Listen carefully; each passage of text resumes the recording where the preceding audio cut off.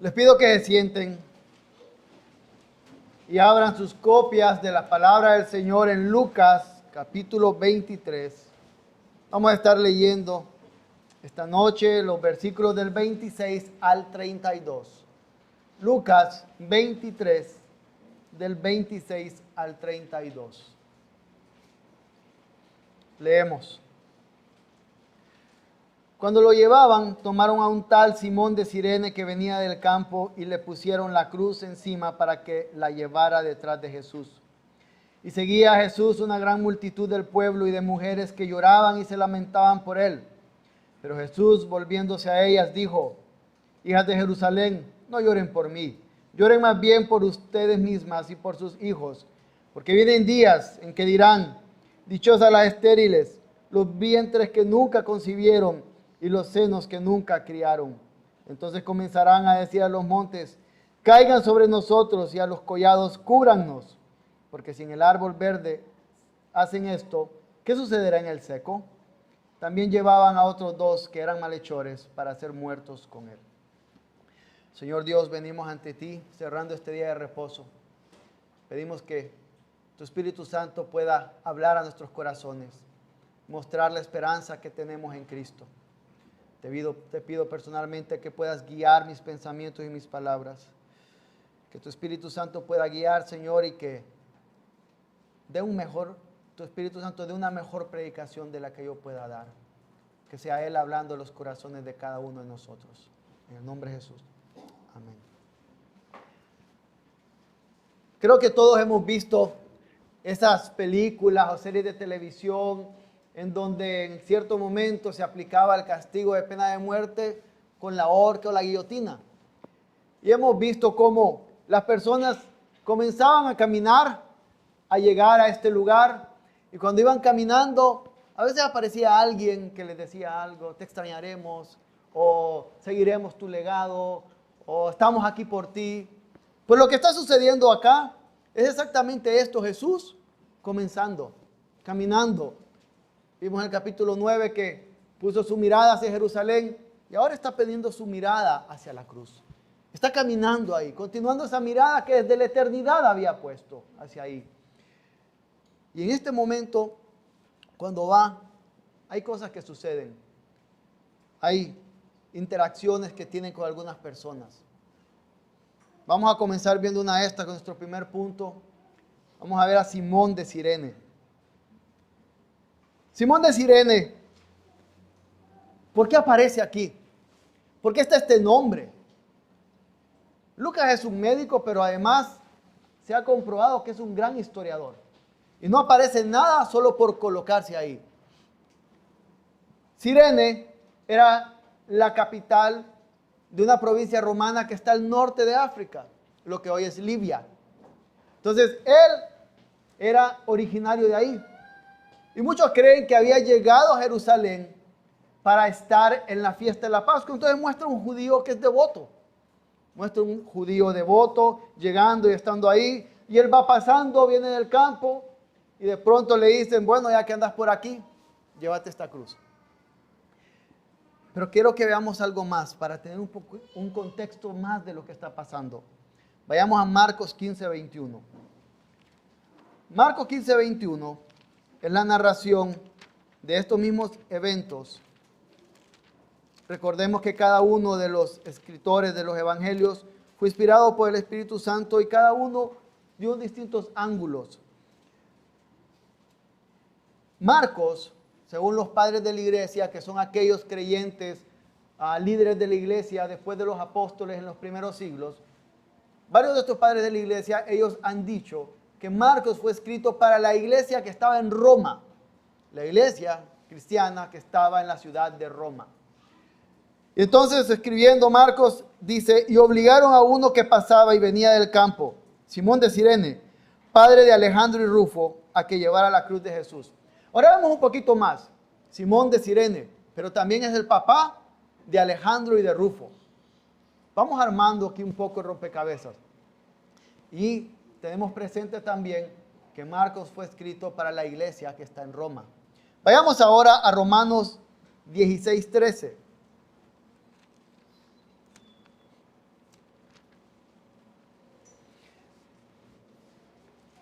Aquí está Pablo terminando de escribir la carta a los romanos, a la iglesia en Roma. Y entre las despedidas que está haciendo, dice: saluden a Rufo, escogido en el Señor, también a su madre y mía. Y muchos comentaristas y padres de la iglesia están de acuerdo en que este Simón de Cirene es el papá de Alejandro y Rufo, este Rufo que estaba en la iglesia de Roma, a la cual le manda saludos Pablo. Le dice, lo saludan. Estamos hablando de personas que eran conocidas en la iglesia. Y se cree que ese día que Simón de Cirene cargó esa cruz, fue el camino para que él viniera y conociera a Cristo. Y que después de ahí, es una fe que transmitió a su familia, una fe que transmitió a sus hijos, Alejandro y Rufo, y sin duda a su esposa, la cual era tan querida para Pablo que la llamaba mi madre. La amaba como una madre, era una madre para él. Esto muestra un poco de la cercanía que debe haber entre creyentes. Hoy en la mañana en la oración pastoral yo oraba acerca de jovencitas que no tienen un consejo en su casa piadoso. Es que hay muchas mujeres que pueden serlo, que pueden dar ese consejo piadoso que no está en casa. Entonces aquí está Simón de Cirene. Y yo me imagino muchas veces a Alejandro y Rufo decir, mi papá cargó la cruz de Cristo. Mi papá cargó la cruz de Cristo. Padres, el día que nos estén enterrando, nuestros hijos podrán decir de nosotros, mi papá, mi mamá cargó la cruz de Cristo. Si hay algo que yo puedo recordar es que cumplió lo que Jesús dijo, síganme cada día y tomen cada día su cruz y síganme. Es esa la mayor ambición, el mayor deseo que como padres queremos dejar el legado a nuestros hijos. Nosotros nos preocupamos constantemente por dejarles a nuestros hijos propiedades, educación, lo que pueda dejarles. Pero a veces olvidamos dejarles una vida piadosa como ejemplo. Una vida que muestre a Cristo. Es eso, una de las motivaciones por las cuales seguimos al Señor y queremos ser recordados de esa manera por nuestros hijos. Hijos, tenemos que reconocer cuando nuestros padres están viviendo piadosamente y agradecerle al Señor. Agradecer al Señor cuando nuestros padres nos están dando un ejemplo de una vida piadosa, un ejemplo de una vida que glorifica al Señor. Tenemos que regocijarnos y agradecerle al Señor, porque no es algo que se dé en todos los hogares de nuestro país. Y esto lleva a un punto. Aquí pueden haber muchos de ustedes que estén diciendo, nunca le he dado un ejemplo piadoso a mis hijos. O vine al Señor demasiado tarde. O comprendí la misericordia del Señor demasiado tarde y no le di ese ejemplo piadoso a mis hijos. Hay perdón en Cristo. Puede venir y correr y decir, Cristo Jesús, perdóname por no haber mostrado a mis hijos a tomar tu cruz. Y ayúdame de aquí en adelante. Hijos, algunos de ustedes, sobre todo jóvenes, con los que hemos conversado, saben y me han dicho, nos han dicho a varios, que en su hogar no hay un ejemplo piadoso de seguir a Cristo. Pablo dijo a la mamá de Rufo, que es también mi madre. Aquí, por eso somos familia de la fe. Aquí pueden haber esos padres y esas madres que carguen la cruz de Cristo, que puedan enseñarles a cargar la cruz de Cristo. Deben de seguir honrando a sus padres carnales, eso es lo que el Señor llama. Pero si no tienen ese ejemplo piadoso en casa, en la familia de la fe es un lugar donde pueden encontrarlo. Y deben de regocijarse ante el Señor, porque tienen esta familia de la fe donde pueden haber hombres y mujeres imperfectos que aman al Señor y que pueden ser esos padres que les muestren a cargar la cruz de Cristo. Pero también tenemos que tener un cuidado. Niños, a veces ustedes pueden caer en un grave problema y es creer que porque están con padres cristianos pueden decir que tienen un pedigrí cristiano. pueden creer que la fe de sus padres es de ustedes. Y pueden decir, mi papá estuvo en la primera generación que plantó esa iglesia. Y ustedes no ser creyentes para nada y vivir alejados del Señor. Gócense por el ejemplo piadoso que sus padres le dan, pero entiendan que ustedes deben de venir niños jóvenes a una fe personal con Cristo Jesús. Ahora ya vimos Simón de Cirene, este hombre ahí. Hay otra interacción. Leemos que Jesús sigue caminando. Y va Simón atrás con la cruz cargándola. Y lo sigue una multitud y mujeres que van llorando.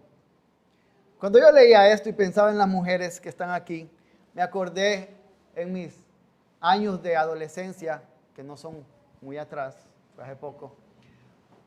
Y, aunque no lo crean, y recordaba que yo jugaba fútbol en el equipo del colegio y había un maestro que era de los entrenadores que cuando tocaba la temporada y él era el entrenador, yo sabía que yo iba a jugar. Porque a él le gustaba cómo yo jugaba y todo, entonces yo sabía que iba a jugar de titular o a veces iba a salir a la banca, pero iba a jugar aunque fueran 5 minutos. Pero cuando era otro, yo sabía que no iba a tocar un balón en casi toda la temporada. Y cuando miraba a estas mujeres, estaba pensando, familia, Lucas, además de mostrarnos y de hablarle a los gentiles, es el evangelio que muestra la dignidad que Cristo da a las mujeres. Estas mujeres que en esa sociedad eran ignoradas y donde muchos fariseos decían, gracias Señor porque no soy gentil, ni burro, ni mujer. Está Cristo dando dignidad a las mujeres. Pensemos en las mujeres que aparecen, sin ser muy exhaustivos. Además de María y Elizabeth, María la madre de Jesús y Elizabeth la madre de Juan el Bautista. Podemos pensar en María y Marta, las hermanas de Lázaro, Ana la profetisa, la suegra de Pedro, la viuda de Naín. Jesús utiliza a una mujer para hablar, para dar un ejemplo acerca de la moneda perdida que se busca. Es una mujer, una viuda, la que Jesús utiliza para hablar acerca del ofrendar. Y podemos seguir y vamos a ver cómo este evangelio también muestra la dignidad que tienen las mujeres. Y ante una sociedad que las trataba mal, y un Cristo que las estaba tratando bien, un Cristo que les daba dignidad, y un Cristo que les decía, ustedes no ocupan una mujer que conozca su narrativa, me necesitan a mí. Ante ese Cristo, están llorando, se va a morir. Aquel que es el único que les ha mostrado la dignidad que tienen como imagen de Dios, va a morir. Por eso están llorando, van tristes atrás. Y Jesús les habla y les dice, no lloren por mí, viene juicio. Él ya ha hablado acerca del juicio que viene. Lo leímos en unos capítulos atrás. Él ha hablado del juicio que viene y que cayó y lo pudieron ver en el año 70 después de Cristo. Él ya ha hablado acerca de este juicio. Y tenemos que entender algo. Cada vez que en el Nuevo Testamento se cita algo del Antiguo Testamento, se comprende que todo el contexto de lo que se cita se aplica. Y cuando dicen, montes caigan sobre nosotros, collados cúbrannos, está hablando de Isaías 2. E Isaías 2 es un reclamo que Dios hace a Israel por su infidelidad, por haber preferido otros dioses o cualquier cosa en lugar del Dios único y verdadero. Y le está diciendo, viene juicio sobre ustedes. Y lo que está diciendo aquí entonces es recordando la infidelidad de ustedes. Les traerá este juicio. Y señala algo. Si del árbol verde, es decir, de ese pino verde bonito que vemos, que no ha cometido ningún mal, que es Jesús, que hemos visto que es inocente. Si del árbol verde están haciendo ¿qué van a hacer del árbol seco que sí es culpable? ¿Que sí se rebela contra Dios? ¿Qué le espera? Más que castigo, más que condenación, más que ser quemado. Tiene que hacernos pensar, familia. Jesús el inocente muere. Una muerte que no merecía.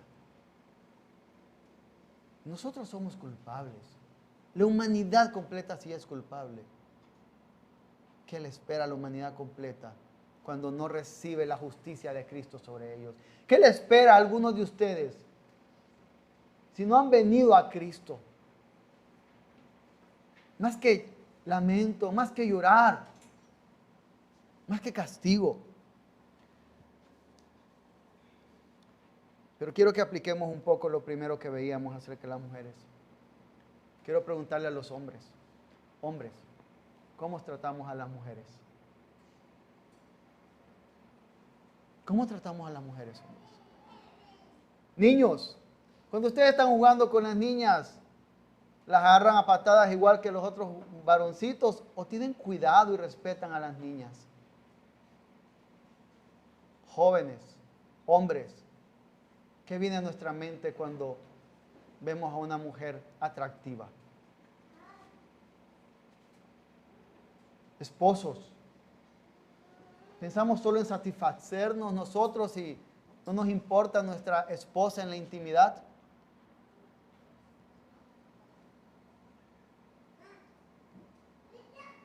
A veces podemos saber lo que tiene nuestro corazón en cómo vemos a las mujeres cuando vemos que esa persona que está tratando de estacionar, si le cuesta es una mujer. ¿Y qué decimos? Mujer tenía que ser. A veces refleja un poquito lo que hay en nuestro corazón.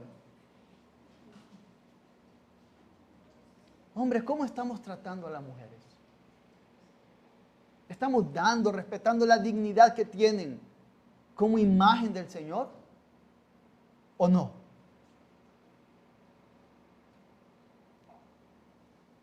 Y quiero apretar un poquito más, maridos, esposos. Morimos a nosotros mismos por nuestras esposas. Jóvenes, están aprendiendo que tienen que morir a ustedes mismos. Así como Cristo se dio por la iglesia, para sus esposas cuando lleguen a estar casados. Pero también quiero hablarle a las mujeres.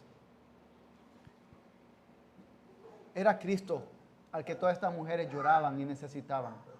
Hoy vivimos una sociedad que está diciendo cada vez más que deben de tener roles que el Señor en su sabiduría dijo que no son de ustedes.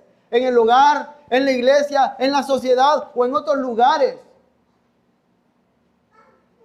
Están peleando, mujeres, tener satisfacción e identidad en roles que el Señor en su sabiduría no les dio. ¿O están buscando identidad en el Señor mismo? Están buscando otra mujer que ha pasado el mismo dolor de ustedes porque es así los comprende. ¿O están llegando a Cristo a pedir consuelo? ¿Dónde están encontrando su identidad? ¿Dónde están encontrando su consuelo? ¿En Cristo? ¿En lo que la palabra dice? ¿O en lo que se empuja desde afuera? Y también, mujeres, es bueno que se dejen cuidar. Nadie dice que son inútiles y que no pueden hacer nada, pero es bueno que se puedan dejar cuidar. Esposas, dejen que sus esposos las cuiden, esperen que sus esposos las cuiden. Entonces vemos aquí esta interacción con Simón de Cirene. Segundo punto, con estas mujeres que lloran.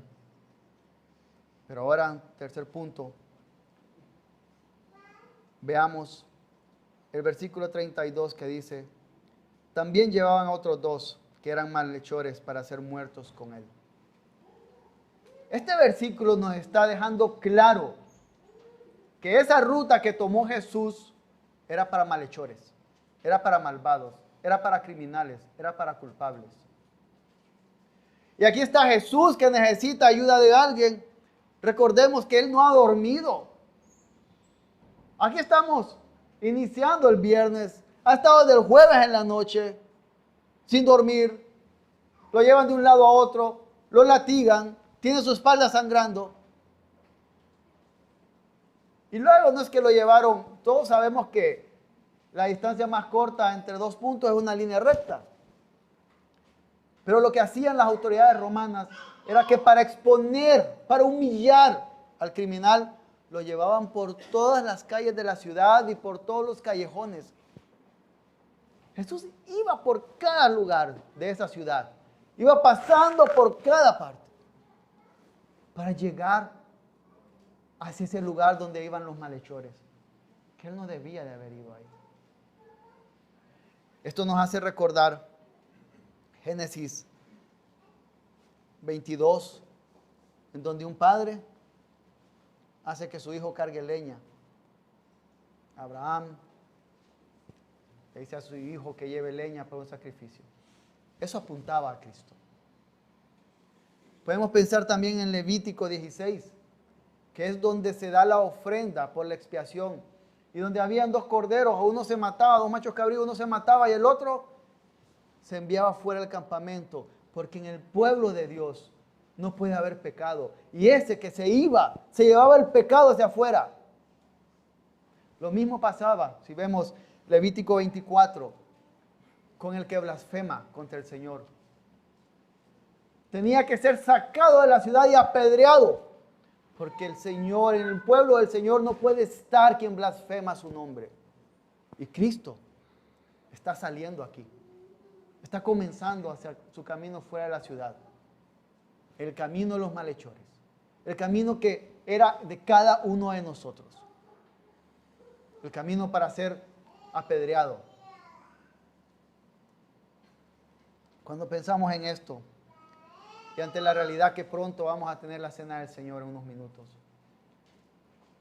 que nosotros seamos parte de la familia del Señor, es algo inmerecido y en verdad no tiene lógica humana.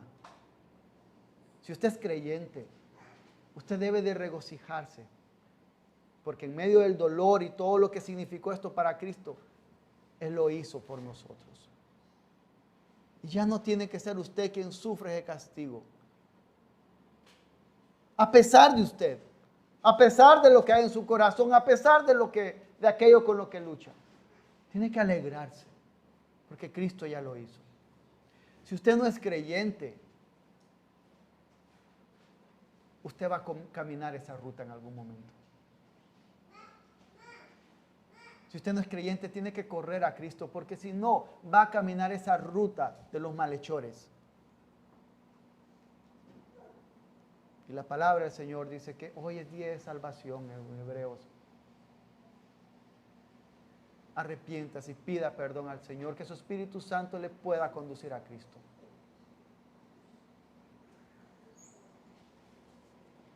Vamos a seguir viendo los próximos días, próximos domingos, esa caminata hacia la guillotina que Jesús está dando.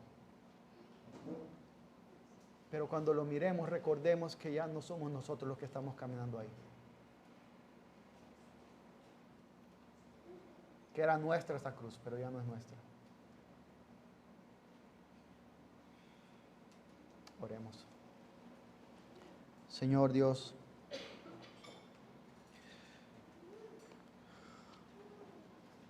pensar en Cristo, iniciando este camino a la cruz. Eso que no era suyo, que no merecía, pero que lo hizo por nosotros. Duele, pero es maravilloso. Qué maravilla saber que ya no seremos nosotros quienes sufriremos la ira de un Dios santo. Y qué maravilla saber que somos parte de una familia de la fe. Y que la identidad de hombres y mujeres está en Cristo, no en lo que hacemos, no en lo que se nos dice desde afuera que debemos hacer, sino en Cristo Jesús. Oh Señor, si hoy aquí hay alguien que no te conoce, que tu Espíritu Santo le traiga salvación. En el nombre de Jesús oramos.